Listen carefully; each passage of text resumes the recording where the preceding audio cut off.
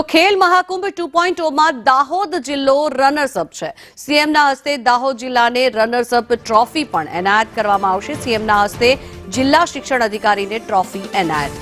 દેવગઢ બારિયાની સ્કૂલને ₹3 લાખનું પુરસ્કાર એનાયત કરવામાં આવ્યું છે, ત્યારે એસઆર હાઈસ્કૂલને રોકડ ₹3 લાખનું પુરસ્કાર એનાયત કરવામાં આવ્યું છે। દાહોદ જિલ્લો સમગ્ર ગુજરાતમાં રનર્સ અપમાં બીજા નંબરે છે, ત્યારે સ્ટેટ ઓથોરિટી ઓફ ગુજરાત દ્વારા આયોજિત ખેલ મહાકુંભ 2.0 માં સર્વશ્રેષ્ઠ પ્રદર્શન કરનાર જિલ્લા ટ્રોફી એનાયત કરવામાં આવી છે। ખેલ મહાકુંભ 2.0 ના રનર્સ અપને ટ્રોફી એનાયત કરવામાં આવી છે, ત્યારે મુખ્યમંત્રી ભૂપેન્દ્રભાઈ પટેલના હસ્તે દાહોદ જિલ્લા શિક્ષણ અધિકારીને ટ્રોફી એનાયત કરવામાં આવી છે।